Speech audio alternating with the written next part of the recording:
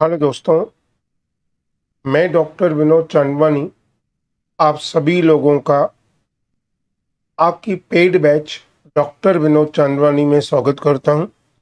दोस्तों, यहाँ पे हम लोग सीखते हैं NTUGC net, set, commerce management और पेपर 1 की तैयारी। अगर हम बात करेंगे आज के सेशन की, तो आज हमारा सेशन नंबर 3 है। गलती से मैंने चेंज नहीं किया है। किस चीज़ का लेसन नंबर 3 है? That is higher education. हमने ऑलरेडी हायर एजुकेशन का पार्ट 1 और पार्ट 2 कर दिया है और आज हमारा जो है वो है पार्ट 3। उससे पहले दोस्तों बता दूं कि आप जल्दी से जल्दी अपने चैनल डॉक्टर विनोद चांदवानी, जो यूट्यूब आपका चैनल है, उसको ज़रूर सब्सक्राइब करिए। टेलीग्राम चैनल में भी आए दिन मैं नोट्स वगैरह भेजते रहता हूं, तो टेलीग्राम चैनल ज़रूर ज्वाइन करिए। कुछ डाउट है आपको, तो आप बिल्कुल व्हाट्सएप पे डाउट पूछ सकते हो। व्हाट्सएप नंबर आपके सामने है। व्हाट्सएप नंबर जो है वो 9850118800। लेकिन आगे बढ़ने से पहले दोस्तों बता दूं, हमारा जो लाइव बैच है वो 1 मई से स्टार्ट होने वाला है, बैच नंबर 4। इसका डिटेल बता दूं मैं, तो पेपर 1 का फीस है 10,000, पेपर 2 का फीस है 15,000 और ये 1 मई जो है स्टार्ट होने वाला है रात को 9 PM और ये हो जाएगा 5 की जगह 6 डेज। तो आपकी बैच है वो भी 6 डेज होगी अभी आगे से। संडे सेम टेस्ट होगा। यस बिल्कुल, फीस इंक्लूडिंग नोट्स होगा, इसमें कोई डाउट ही नहीं है। आप जो फीस पे करोगे उसके 2 ऑप्शन है। पहले बता दूं, पेपर 1 का 10,000, पेपर 2 का 15,000, कॉम्बो टोटल 25,000 होता है। लेकिन अगर आप ले रहे हैं कॉम्बो तो 22,000 होगा। और ये बैंक की डिटेल और ये गूगल पे का जो QR कोड है, आपके यहीं पे मतलब दोनों में से किसी में भी पेमेंट कर सकते हो। अगर आपको क्लास वगैरह ज्वाइन नहीं करना है तो आप PPT भी ले सकते हो। एक यूनिट का PPT है 250, कॉमर्स का है 350। लेकिन एक और बहुत बढ़िया एडवांटेज है, अगर आप कॉमर्स के स्टूडेंट हो तो आपको ऑल द यूनिट्स कंबाइन मिलेंगे मात्र 500 में। लेकिन ये होगा LDR, यानी मान लो 1 हफ्ता पड़ा है, आप 1 हफ्ते में पूरा का पूरा रिवाइज करना चाहते हो, आराम से कर सकते हो। तो चलिए, हमारे पहले 2 सेशन हमने कंप्लीट किए हैं और आज हमारा जो है 3rd session, that is starting from वैदिक लिटरेचर। ये हमने पढ़ा है टोटल कितने वेद हुआ करते थे पहले, कौन बताएगा? 4 सर, 4। 4 वेद होते। पहला वेद ऋग्वेद, ऋग्वेद, दूसरा सामवेद, सामवेद, तीसरा यजुर्वेद। यजुर्वेद और चौथा अथर्ववेद। अथर्ववेद। अभी यहाँ पे क्या लिखा है, मैं आपसे एक क्वेश्चन पूछने वाला हूँ। The period of Vedic literature was followed that of sutra literature, it falls between 600 BC and 200 BC। यहाँ पे मुझे थोड़ा अटपटा सा लग रहा है। पहले 600 BC दिखा रहा है, फिर 200 BC दिखा रहा है। क्या मैंने गलत लिखा है? 200 BC तो 600 होना चाहिए था। जरा बताएंगे मुझे, सही लिखा है सर कि गलत लिखा है? करेक्ट लिखा है सर। कैसे? इट इज नेगेटिव में है ना सर, वो बिफोर क्राइस्ट है। वेरी उसको गुड। हम माइनस में देखिए ये consider करते एडी है, एडी से पहले वाला पीरियड होगा बीसी और ये आफ्टर एडी है। तो पहले क्या आएगा, पहले यहाँ पे क्या आएगा, 200 आएगा कि 600 आएगा। मान लो 2000 साल पहले, 1900 साल पहले, 1100 साल पहले, फिर 800, फिर 600, फिर 200। यहाँ पे उल्टा आएगा 100, 200, 300, 400, 500 और अभी हम लोग हैं 2022। तो ये जो काल था वैदिक पीरियड, ये 600 बीसी और 200 बीसी यानी 400 साल का था। The need was strongly felt to evolve some practicable method as may be optimize conveniently the huge masses of Vedic literature.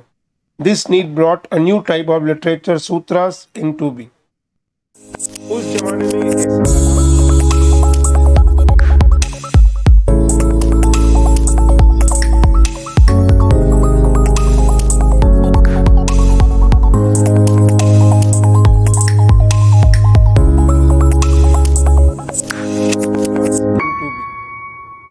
उस जमाने में ऐसा लगा कि अभी हमको कुछ ना कुछ तो चाहिए।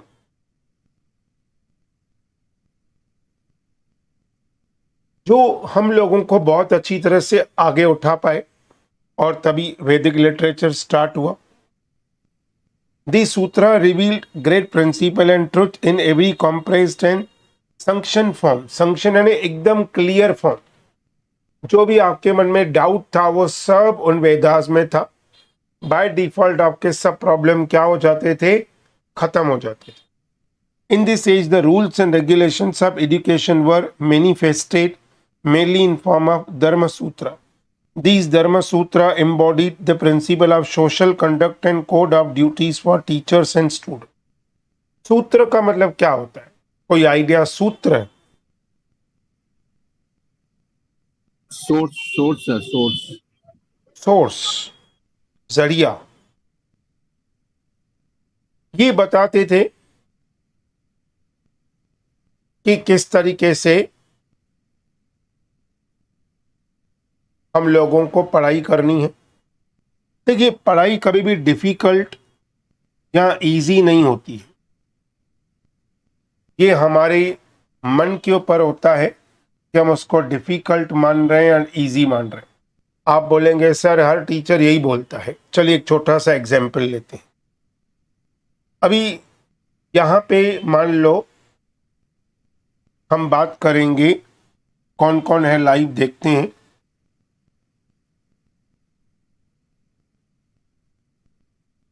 ओके, शारदा नहीं है, ठीक है। अभी मुझे एक बात बताइए, मान लो मनीषा मैडम की बात करेंगे और मान लो मनीषा मैडम के डैडी की बात करेंगे। मनीषा मैडम आपको खाना बनाने आता है? जी सर, थोड़ा बहुत। थोड़ा बहुत। अभी मान लो मनीषा मैडम की, मैं डैडी को थोड़ा नहीं बोल रहा हूँ क्योंकि वो खुद बोल रही है मुझे खाना थोड़ा बहुत आता है। मान लो मनीषा मैम की शादी हो जाती है, अभी तक हुई नहीं है, हो जाती है। हस्बैंड जो है वो जॉब करते हैं, मान लो वो टीचर हैं और मनीषा मैडम भी टीचर हैं। अभी एक बात बताइए, मनीषा मैम एक लेडी है, उनको घर का काम भी करना है, समझना भी है बातें सब, तो थोड़ा बहुत एडजस्टमेंट करना पड़ेगा। अभी मुझे ये बताइए, जो मनीषा मैडम खाना बना सकती हैं, मान लो उनको बहुत अच्छा खाना बनाने आता है, क्या इनके पति बना सकते हैं वो खाना? नहीं, उनका काम वो नहीं है। तो अगर मैं बात करूं तो जो मेरे लिए भी, मैं अपनी वाइफ की बात करूं, मेरी वाइफ बहुत अच्छा खाना बनाती है, मैं तो किचन में जाता भी नहीं, लेकिन मैं अच्छा पढ़ा सकता हूं, वो नहीं पढ़ाती है। तो ये फर्क है, कोई भी काम इजी या डिफिकल्ट नहीं होता है, डिपेंड करता है कि आप उसको कैसे एक्सेप्ट करते हो। तो इसकी वजह से धर्म सूत्र बनाए गए थे, जैसे आप समझो कि कोड ऑफ कंडक्ट क्या है, किस तरीके से कैसे बात करनी है, किससे क्या बात करनी है। The entire sutra literature consist of mainly 6 divisions known as Vedangas. अभी यहाँ पे अगर आप डायग्राम में देखोगे तो वेदांग्स है यहाँ पे। A pre-knowledge of various subjects such as Siksha, Chadas, Vyakaran, Kalpa and Jyotiksha was indispensable for the sake of comprehending the Vedas. One special feature of education of this period is specialization of student in different branches of learning. यहाँ पे एक बहुत बढ़िया advantage थी। एक minute में पानी P लेता हूँ, एक मिनट।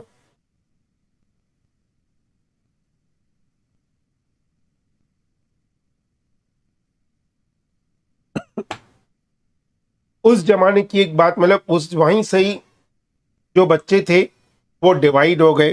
किसी को व्याकरण, what is vyakarana means? Grammar. Grammar sir. Nirukta, Vedic dictionary. Shiksha, how to pronounce Vedic mantras. Chhanda, that is Chhanda, poetic, poetry. Jyotisha, astrology. Kalpasutra, rules related to performance. तो अलग अलग स्टूडेंट अलग अलग एरियाज में चले गए। कोई ग्रामर में एक्सपर्ट हो गया, कोई डिक्शनरी को समझने में एक्सपर्ट हो गया, कुछ बच्चे प्रोनाउंसिएशन के ऊपर काम करने लगे, कुछ लोग पोयम के लिए पोयम कैसे प्रिपेयर करनी। हर एक बंदे की बस की बात नहीं है पोयम बनाना। पोयम अच्छा भला आप इतने सारे गाने सुनते हो, कभी सोचा है, हमारे मन में कभी ऐसा आया है कि हम भी ऐसा गाना बना सकते हैं? आप बोलेंगे हमारा यह जॉब ही नहीं है। चलिए मैं आपको बताता हूँ इसका क्या बहुत बढ़िया फायदा है। पहले बताइए, पिक्चरें देखते हो आप लोग? Yes sir. ऐसा कोई गाना बताओ जो पिछले 15 साल पहले आपने देखा हो और आज भी थोड़ा बहुत याद हो आपको। आपने रिसेंटली वो सुना ही नहीं हो लेकिन थोड़ा बहुत तो भी याद हो। सर धूम मचा ले। धूम मचा ले, धूम मचा ले, धूम मचा ले, धूम। सोचिए 2001 या 2 की फिल्म है, आज भी हमको उनके जो गाना है वो याद है। मैंने एक फिल्म देखी थी, रहना है तेरे दिल में, मुझे लगता है 2008 में देखी थी, उसके बाद नहीं देखी है शायद, यानी 2012, 2010 यानी 2 साल, 12 यानी 14 ईयर्स हो गए हैं। एक गाना मुझे अभी भी याद है अच्छी तरह से, सच कह रहा है दीवाना, दिल ना किसी से लगाना। तो ये अगर हमको 14 ईयर्स वाले गाने आज भी याद हैं तो फिर पढ़ाई कैसे याद नहीं होती। तो जब हम लोग अपने आप को उस माहौल में रखेंगे, अपने आप को उस तरीके से समझने की कोशिश करेंगे।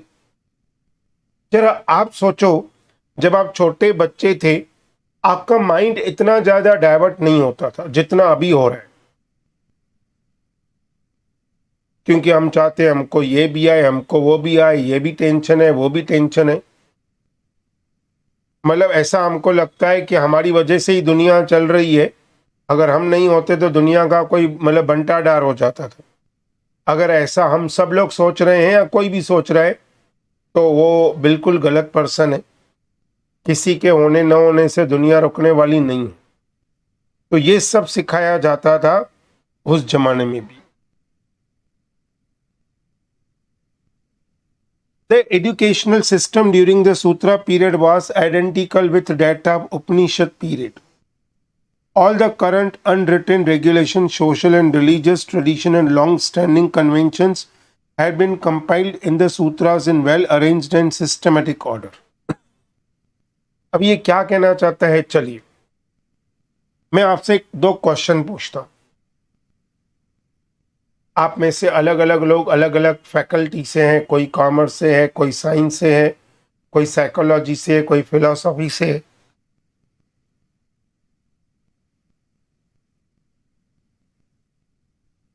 ये बताइए, थोड़ा बहुत आपको मुस्लिम लॉ पता है? थोड़ा बहुत? Yes sir, yes. थोड़ा बहुत हिंदू लॉ?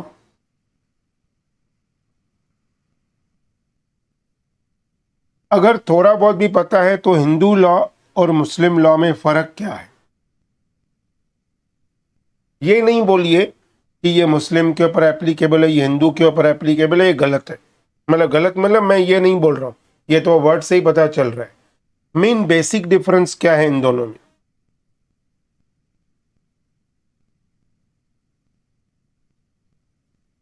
कोई तो आइडिया? हाँ मुझे बोलिए बोलिए। लगता है मुस्लिम लॉ जो है वो बहुत स्ट्रिक्टली फॉलो करते हैं, बहुत स्ट्रिक्टली। मतलब आपने थोड़ा से भी यहाँ वहाँ कर लिया तो it's heavy punishment. Hindu laws are not that strict.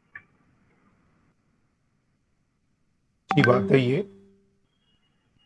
लेकिन क्या आपको लगता है आजकल बहुत सारे लोग, चाहे हिंदू हो चाहे मुस्लिम हो, वो एकदम कट्टर हैं कि वो उस बात को फॉलो ही करते हैं कंपलसरी? नहीं भाई, आज माहौल थोड़ा क्या हो रहा है, चेंज हो रहा है। ऑफ चेंज हो कोर्स रहा है। मुस्लिम लॉ जो है वो थोड़ा स्ट्रिक्ट है, इसमें कोई डाउट नहीं है। लेकिन मेन फर्क ये है कि Hindu law is uncodified, sorry, Muslim law is uncodified law और Hindu law is codified law. Codified law का मतलब होता है सेक्शंस। जैसे मैं अगर बात करूं कंपनीज एक्ट, जैसे ट्रांसफर ऑफ प्रॉपर्टी एक्ट 1882, जैसे आईपीसी, इंडियन पीनल कोड,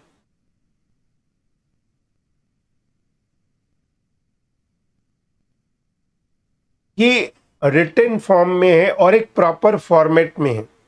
तो पहले जो हमने पढ़ा था कल कि जब ज्यादातर सब बातें ओरल होती थी, अभी उसको सूत्रा में क्या किया गया है, रिटन में कन्वर्ट किया गया है। सिस्टमेटिक ऑर्डर का मतलब है उसको अभी रिटन फॉर्म में बनाया गया है। This newly created literature become the proper course of study for the student. The necessity of the regular institutions was felt for higher education. Various science and arts such as handicraft, medicine, sculpture, and architecture had attained the peak of the development. पहले चीजें हाथों से बनाई जाती थी। Sculpture का मतलब क्या होता है? जो शिल्पकार होता है, जो मूर्तियां बनाता था पत्थरों से। आर्किटेक्चर, नक्शे बनाते हैं, उस जमाने से नक्शे बनते आ रहे हैं। Thus, the sole objective of the entire system of education during this period was character formation, development of personality, and protection of ancient culture.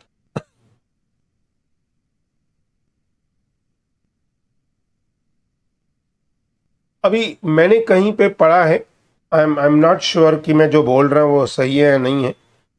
मुझे एक बात बताइए, आज भी हिंदुस्तान में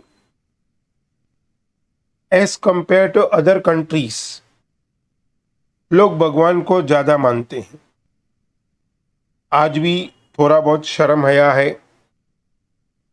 आज भी लड़की जब लड़के से बाजार में घूमती है, चलो exceptions are always there, but शर्माती है अपने मम्मी डैडी से मिलाने में। आज भी हमारे देश में, भले हम लोग बोल रहे हैं कि हम लोग वेस्टर्न कल्चर को अपना रहे हैं, हम लोग आगे बढ़ रहे हैं, फिर भी ऐसा क्यों? आज भी हमारे देश में जो लोग हैं, पेंडेमिक से पहले लोगों को लगा कि अभी बस मंदिर गए, ये गए, जैसे पेंडेमिक खत्म हुआ लोग मंदिरों में जाना शुरू कर दिया कि नहीं कर दिया?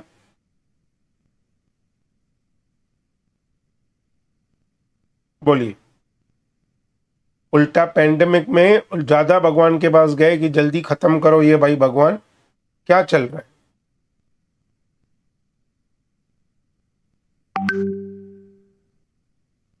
तो सोचिए जरा,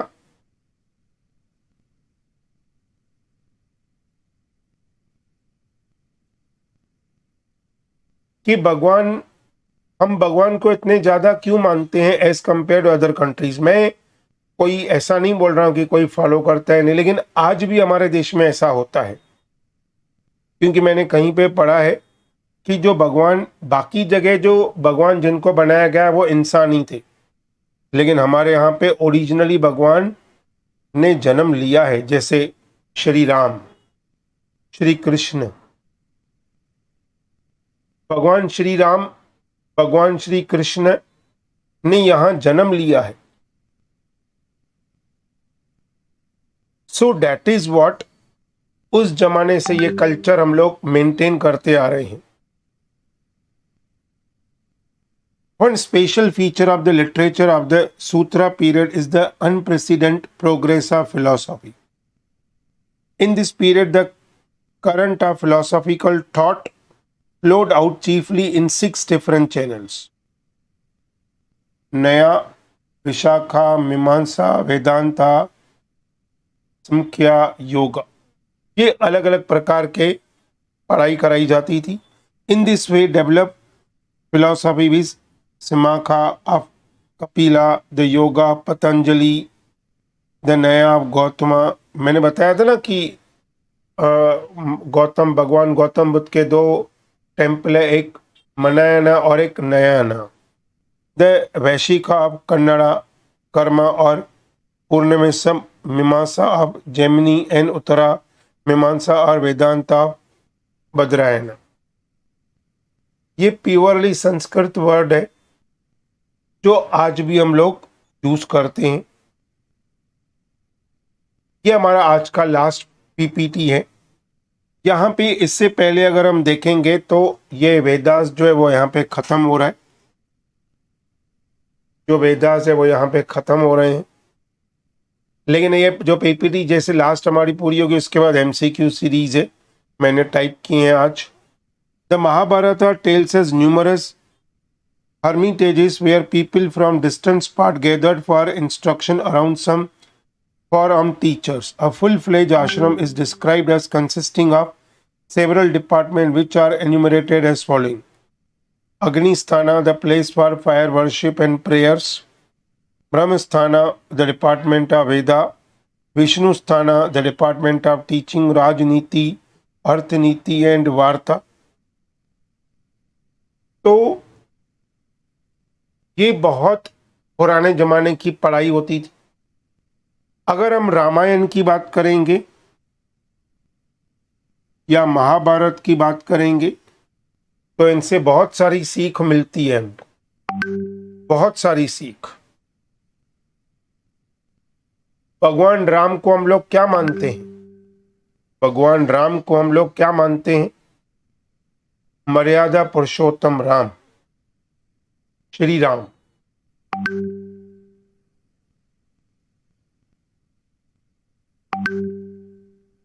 क्या हुआ भाई?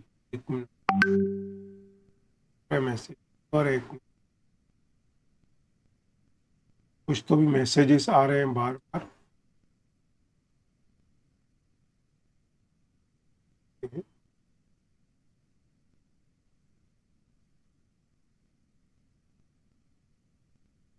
तो डेट इज व्हाट।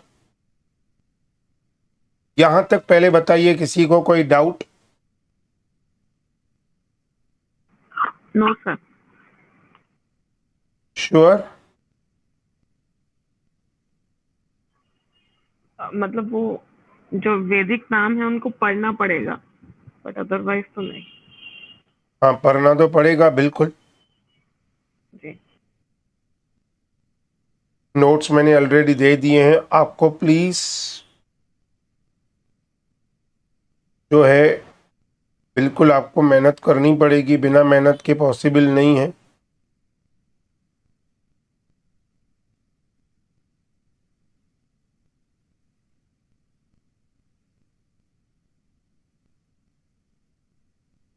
चलिए अभी एमसीक्यू स्टार्ट करते हैं।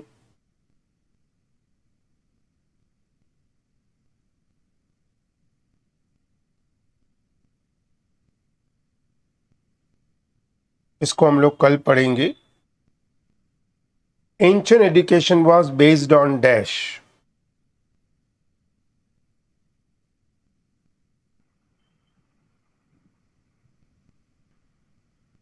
धर्म। क्या बोल रहे हो आप? धर्म। धर्म। विजय आप? सर कर्मा कर्मा। कर्म। शारदा, बाकी के लोग नहीं हैं। ओके, आंसर इज धर्म।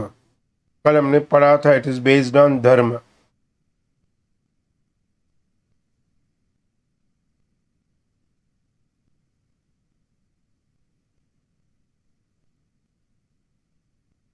The ancient dash culture of Indian lays down the great emphasis on high thinking and plain living.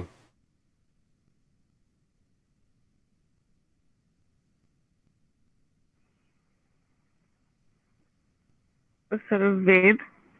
Okay.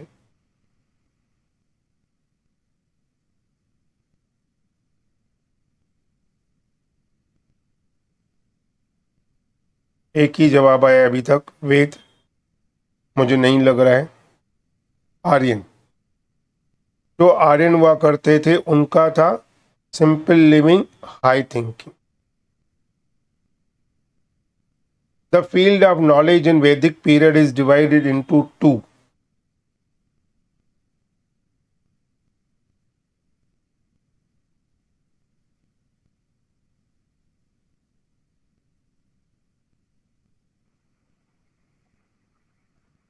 To parts. नाम बोलेंगे? The Vedic part and the Sutra part, is it correct? No.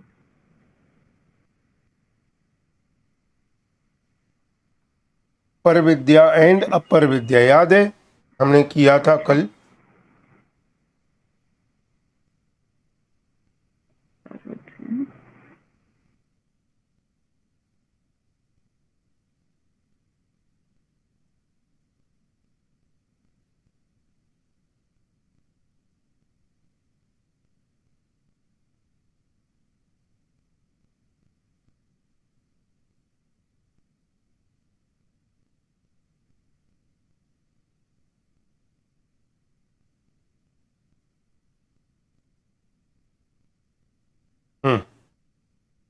याद है, बराबर है। Right. बस आज की सभा यहीं समाप्त करते हैं। कल हम लोग, हमारा जो पेपर 2 है कल, अभी हम मंडे को मिलेंगे। और अभी हायर एजुकेशन के साथ हमारा हायर एजुकेशन तो चले गई, और हमारा जो कोडिंग डी कोडिंग था वो अभी इसके साथ कंटिन्यू हो जाएगा। ठीक है, तो चलिए आज की Yes, सभा sir. यहीं समाप्त करते हैं दोस्तों।